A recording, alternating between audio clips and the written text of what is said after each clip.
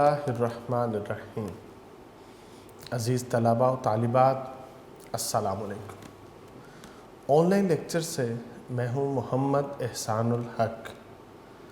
عزیز طلباء، آج کا ہمارا جو لیکچر ہے وہ حصہ نظم پہ اکبر الہ آبادی کی نظم خدا سرسبز رکھے اس چمن کو مہرباں ہو کر، یہ آپ کی دعائیہ نظم ہے۔ آج ہم اس کا لیکچر نمبر 2 کریں گے۔ پہلے لیکچر میں ہم نے پہلے 2 شعر پڑھے تھے۔ آج جو تیسرا شعر ہے، آج ہم وہاں سے اپنی تشریحات کا آغاز کریں گے۔ تو آپ تمام طلباء، آپ اپنے یونیک نوٹس اوپن کریں اور ہم آغاز کرتے ہیں لیکچر نمبر 3 پہ، لیکچر نمبر 2 پہ، اور ہماری نظم کا شعر ہے شعر نمبر 3۔ عزیز طلباء، یہ ہمارا شعر نمبر 3 ہے۔ عروج نشہ نشو نما سے ڈالیاں جھومی۔ عروج یہ ترقی کو کہتے ہیں، معراج کو کہتے ہیں، بلندی کو کہتے ہیں، جوانی کو بھی عروج کہتے ہیں۔ عروج نشہ نشو نما، نشو نما جو پرورش پانی ہے اس کی عروج کا نشہ، اس میں جو ڈالیاں ہیں وہ جھوم رہی ہیں۔ عروج نشہ نشو نما سے ڈالیاں جھومی، جو شاخیں ہیں نا، جو ڈالیاں ہیں وہ جھوم رہی ہیں۔ ترانے گائے مرغان چمن نے، ترانے کہتے ہیں بیٹا گیت کو۔ گیت گائے کنہوں نے؟ مرغان چمن نے، جو چمن کے پرندے ہیں انہوں نے گیت گائے شادماں ہو کر، خوش ہو کر۔ جو باغ چمن کے جو پرندے ہیں، خصوصاً جو بلبلیں ہیں، انہوں نے گیت گائے ہیں وہ شادماں ہو کر، خوش ہو کر۔ اس کا بیٹا مرکزی خیال ہے، اس شعر کا جو مفہوم ہے کہ شاخیں پھل پھول رہی ہیں۔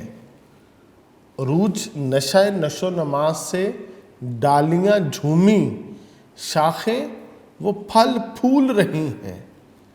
ترانے گائے مرغان چمن نے شادماں ہو کر، جو بلبلیں ہیں وہ گیت گا رہی ہیں، بلبلیں گیت گا رہی ہیں۔ عزیز طلباء، اکبر الہ آبادی نے اس شعر کے اندر جو بات کہی ہے کہ جب خزاں کا موسم باغ پہ آتا ہے تو وہ تمام درختوں کی شاخوں کو بے لباس کرتا ہے، وہ پتوں کو زرد کرتا ہے، پھر وہ زرد پتے زمین پہ گر جاتے ہیں۔ ہر طرف موت کا عالم ہوتا ہے، بھوک کا عالم ہوتا ہے، بیماری کی کیفیات ہوتی ہیں۔ جب بہار آتی ہے تو ایک ایک شاخ زندہ ہوتی ہے، شاخ پہ جتنی کونپلیں ہیں وہ ساری کی ساری یوں پھوٹتی ہیں کہ انہیں نئی زندگی آج نصیب ہوئی ہے۔ پھر پتے نکلتے ہیں اور وہی شاخ جس کو خزاں نے بے لباس کیا تھا، آج پتوں نے اسے خوبصورت لباس پہنا دیا ہے، اور پھر اس شاخ کی سجاوٹ، اس کی زینت، وہ جو پھول ہیں، وہ جو کلیاں ہیں، وہ وہاں پہ کھل اٹھتی ہیں۔ تو بیٹا شاعر نے کہا ہے عروج نشہ نشو نما سے ڈالیاں جھومیں، تو یہ ڈالیوں کا جھومنا بنتا ہے کیونکہ آج وہ زندگی کی جو نعمت ہے نا اس کو سمیٹ چکے ہیں، بلکہ نعمت اپنی فراوانی پہ ہے، وہ عروج پہ ہے، وہ کمال فن پہ ہے۔ تو اس وجہ سے وہ ڈالیاں شکر بجا لا رہی ہیں، وہ جھوم رہی ہیں۔ تو عزیز طلباء، کوئی بھی چیز ہو جب وہ اپنے عروج پہ آتی ہے تو پھر وہ ایک نشہ ضرور طاری کرتی ہے۔ جب کسی کے پاس دولت ہو اور دولت اپنے عروج پہ چلی جائے تو وہ شخص اس دولت کے نشے کی کیفیت سے ضرور سرشار ہوگا۔ کسی کے پاس اختیار ہو، طاقت ہو، قوت ہو، عہدہ ہو، اور جب وہ اپنے عروج پہ پہنچے تو اس طاقت، اختیار اور عہدے کی کیفیت وہ ضرور اس کو مسرور کر دے گی۔ حسن ہو یا کوئی اور چیز ہو، جب بھی یہ اپنی معراج پہ پہنچتی ہیں تو اس کا ایک نشہ ضرور طاری کر دیتی ہیں۔ تو بہار کے موسم میں پودوں کو جو نئی زندگی ملی، جو نیا لباس ملا، جو نئی سجاوٹ ملی، بیماری کے بعد جو صحت ملی، موت کے بعد جو نئی زندگی ملی ہے، تو آج یہ اس نشے کی کیفیت سے کیا ہے؟ سرشار ہیں، جس کی وجہ سے وہ جو بالیاں ہیں، جو ڈالیاں ہیں، وہ جھوم رہی ہیں۔ تو شاعر نے اس سارے موضوع کو بڑی خوبصورتی کے ساتھ یہاں پہ سمیٹا ہے۔ آئے بہار جائے خزاں ہو چمن درست، آئے بہار جائے خزاں ہو چمن درست، بیمار سال بھر کے نظر آئیں تندرست۔ تو عزیز طلباء، بہار کے موسم میں اب یہ جو کیفیت ہے، اس نے اس موسم کو کیا ہے؟ چار چاند لگا دیے ہیں۔ پھر شاعر دوسرے مصرع میں کہتا ہے ترانے گائے مرغان چمن نے شادماں ہو کر۔ اب وہ وہاں پہ گیت گائے جا رہے ہیں، وہاں پہ نغمے گائے جا رہے ہیں، وہاں پہ طرح طرح کے جو گانے ہیں نا یہ گائے جا رہے ہیں، کیونکہ جو بلبل ہے وہ باغ میں موجود ہے، وہ اپنے محبوب کا دیدار کر رہا ہے، اسے وصال صنم کی کیفیات میسر ہیں۔ پھر وہ محبوب کے پھول کے حسن و جمال میں کھو کے وہ گیت گاتا ہے، وہ زمزمے گاتا ہے، وہ جو بھی اس کا جی چاہتا ہے، پھر وہاں پہ اس کی یہ صدا سنائی دیتی ہے۔ گویا جب بہار آتی ہے تو پھر کیا ہوتا ہے؟ باغ میں پھول کھلتے ہیں، درختوں پہ، شاخوں پہ پتے نکل آتے ہیں، پھل اور پھول لگ جاتا ہے، اور دوسری جانب انہی شاخوں، انہی پھلوں، انہی پھولوں کے عشاق پرندے بھی آ جاتے ہیں، وہ دیکھ کے خوش ہو جاتے ہیں، پھر اپنی خوشی کے وہ گیت الاپتے ہیں، کہتے ہیں پھر چراغ لالا سے، لالا ایک پھول کا نام ہے، پھر چراغ लाला से रोशन हुए कोहो दमन, मुझको फिर नगमों पे उकसाने लगा मुर्गे चमन। फिर इंसान की कैफियत ये हो जाती है कि ये जो मौसम है, ये जो मंजर है, एक खूबसूरत असर उसके ऊपर क्या है, मुरतब कर देते हैं। बेटा मुख्तसर ये कि मौसम बहार में शाखों से शबाब उबल रहा है, उनसे जो कौंपलें हैं वो निकल रही हैं, उनसे शगुफ़े नमूदार हो रहे हैं। परिंदों ने अपने नग़मों से चमन को मामूर किया है। सबा फूलों को छेड़ छेड़ कर गुजर रही है, फूलों की जवानी ज़ोरों पर है। रंगा रंग फूलों ने पूरे बाग को हसीन लिबास पहना दिया है। तो फिर क्यों ना यही कहा जाए, लाला गुल पे जो है कतराए शबनम की बहार, लाला गुल पे जो है कतराए शबनम की बहार, रुखे रंगीन पे जो आए तो हया हो जाए। अजीज़ तलबा, ठंडी ठंडी हवाएं आती थीं, ठंडी ठंडी हवाएं आती थीं, तायरों की सदाएं आती थीं। मौसम बहार में परिंदों की ये खूबसूरत आवाज़ें वहाँ पे सुनाई देती हैं। अजीज़ तलबा, अकबर इलाहाबादी की इस नज़म का ये शेर नंबर 4 है। बलाएं शाख गुल की लीं नसीमे सुबगाही ने।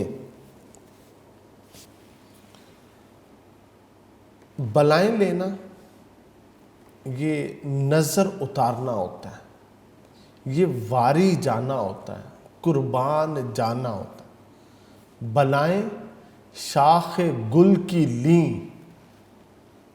किसकी बलाएं उतारी गई, किसकी नज़र उतारी गई, किसके वारी या कुर्बान गए, उस शाख के जिस पे गुल लगा है, जिस पे फूल खिला है।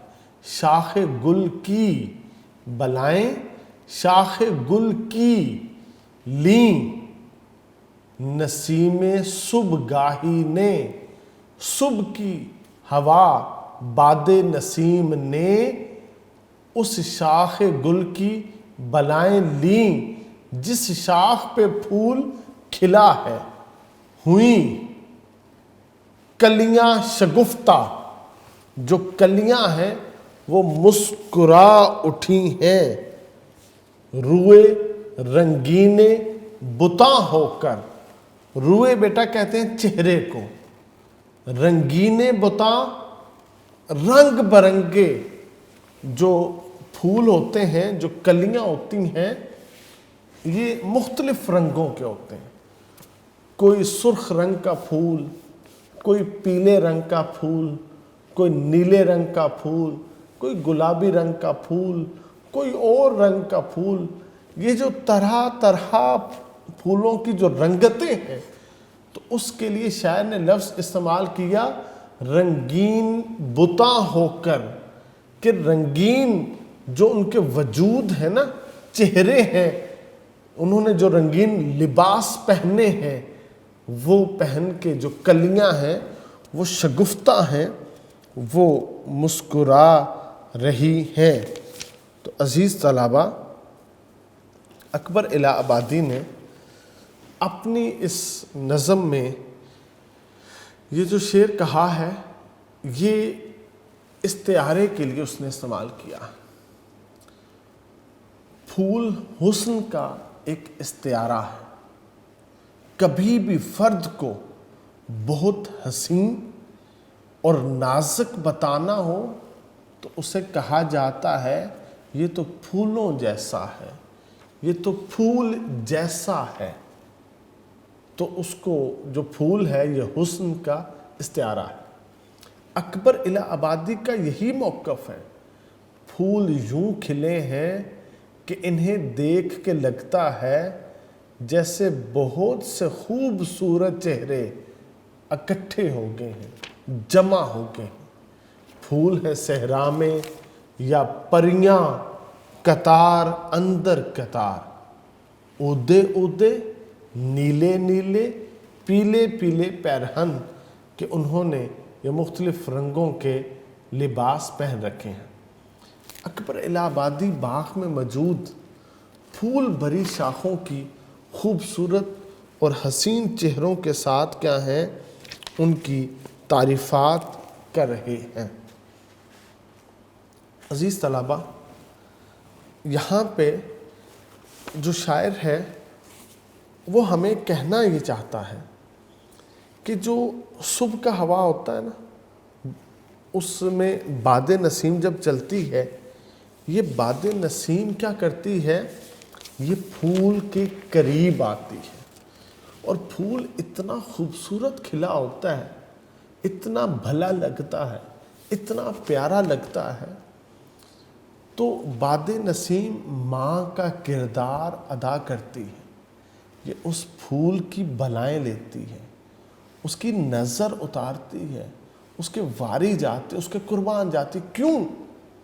وہ چاہتی ہے یہ پھول نظر بد سے محفوظ رہے، وہ چاہتی ہے یہ پھول جو ہے یہ ایسے ہی کھلا رہے، کیونکہ یہ جو پھول ہے یہ علامت ہے بہار کی۔ جب تک پھول سلامت ہے تب تک باغ میں بہار سلامت ہے۔ انسان چاہتا ہے کہ جہاں پہ وہ رہے اس کا ماحول اچھا ہو، وہ چاہتا ہے کہ اگر وہاں پہ بہار کا موسم ہے تو یہ برقرار رہے، کہیں میری وجہ سے خزاں میں نہ بدل جائے۔ تو باد نسیم چاہتی ہے کہ کہیں یہ موسم بدل نہ جائے، کہیں بہار روٹھ نہ جائے، کہیں بہار ختم نہ ہو جائے۔ اس لیے وہ کیا کرتی ہے، وہ اس پھول کی نظر اتارتی ہے کہ یہ نظر بد سے کیا ہے، محفوظ رہے۔ جب پھول کو زندگی نصیب ہو جائے گی، یہ نظر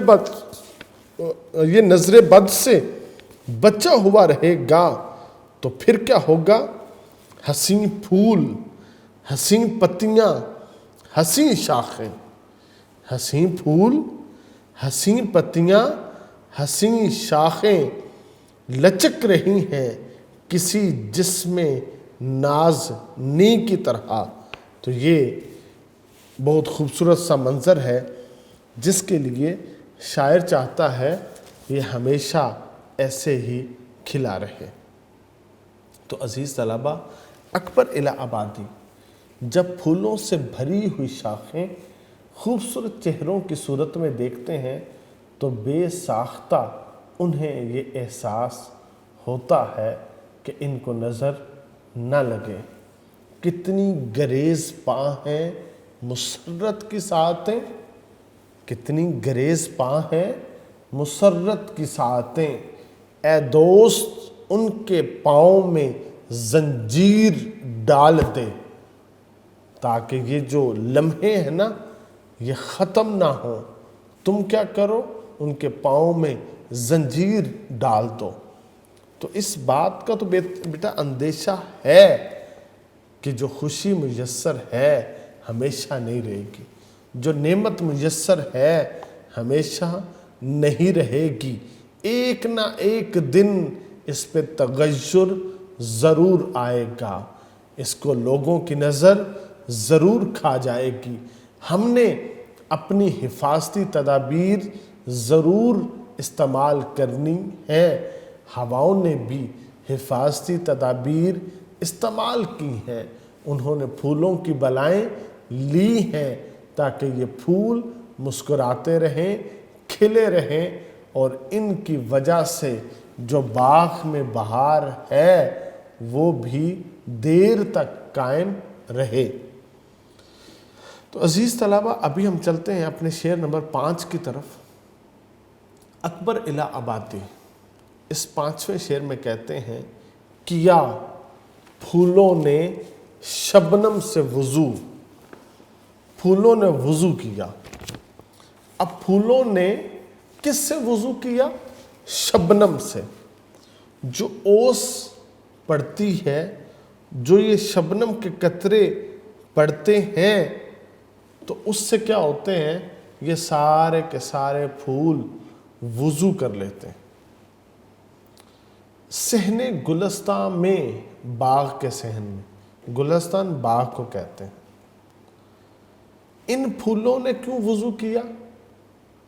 تمام کی تمام نباتات شبنم سے وضو کر کے تیار ہے کہ ہم کیا کریں گے؟ اب اپنے خدا کی عبادت، ہم وہ رسومات ادا کریں گے جو ہمارے خدا نے ہم کو سکھائی ہیں۔ اب تمام پھول وضو کر کے اپنی عبادت کی تیاری کر رہے ہیں۔ وہیں پہ کیا ہوتا ہے؟ صدائے نغمہ، بلبل اٹھی۔ جو بلبل ہے اس کی صدا، اس کا نغمہ وہ گونجا، بانگے اذاں ہو کر، اذان بن کر بلبل نے اذان دے دی۔ باغ میں بلبل نے کیا کیا؟ اس نے اذان دے دی۔ پھولوں نے شبنم سے وضو کر لیا۔ گویا اب سب تیار ہیں کہ ہم اکٹھے ہو کے، ہم اتحاد کی تصویر میں پرو کے، مل کے، اجتماعیت میں اپنے رب کی عبادت کریں۔ بیٹا یہ بڑا خوبصورت موضوع ہے جس کو شاعر نے یہاں پہ باندھا ہے۔ صوفیہ کہتے ہیں یہ جو صبح کا منظر ہوتا ہے نا، یہ نور ویلا ہوتا ہے۔ اس نور کے ویلے میں کیا ہوتا ہے؟ پوری کائنات مل کے اپنے رب کی حمد و ثنا، اس کی پاکی بیان کرتے ہیں۔ خدا کی ہر مخلوق، خدا نے اس کو جو اپنی عبادت کے رسوم سکھائے ہیں، وہ ان کو ادا کر کے اپنے رب کی کیا کرتے ہیں؟ عبادت کرتے ہیں۔ یہ ساری چیزیں تسبیحات و تحلیلات بیان کرتے ہیں، خدا کی حمد و ثنا بیان کرتی ہیں۔ پھول جب کھلتا ہے، اس کی خوشبو، اس کی رنگت خدا کی پاکی، اس کی حمد و ثنا بیان کرتے ہیں۔ یہ جو پرندے ہیں، یہ جو چہچہاتے ہیں، یہ خدا کی حمد و ثنا، اس کی پاکی کو کیا کرتے ہیں؟ یہ اس کو بیان کرتے ہیں۔ گویا اس صبح کے منظر میں ایک عالم مستی کا ہے۔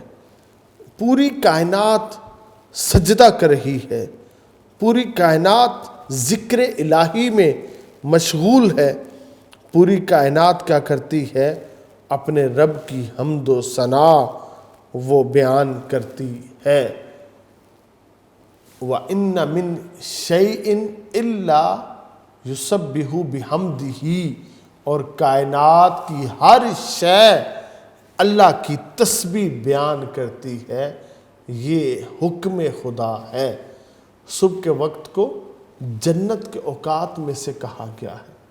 اللہ تعالیٰ قرآن مجید میں دن اور رات کے تبدیل ہونے کو اپنی نشانیوں میں سے ایک نشانی قرار دیتے ہیں۔ ہم ایسے اہل نظر کو ثبوت حق کے لیے، ہم ایسے اہل نظر کو ثبوت حق کے لیے، اگر رسول نہ آتے تو صبح کافی تھی۔ تو یہ صبح جو ہے یہ کافی تھی ہمیں بتانے کے لیے کہ کوئی ہے جو عبادت کے لائق ہے، کوئی ہے جو خالق ہے، جو مالک ہے، جو رازق ہے۔ جب پوری مخلوقات اس وقت خدا کی عبادت کرتے ہیں تو اے انسان تو بھی اپنے رب کی عبادت کر۔ تو بیٹا دنیا میں جتنے بھی مذاہب ہیں نا، اسلام ہے، یہودیت ہے، عیسائیت ہے۔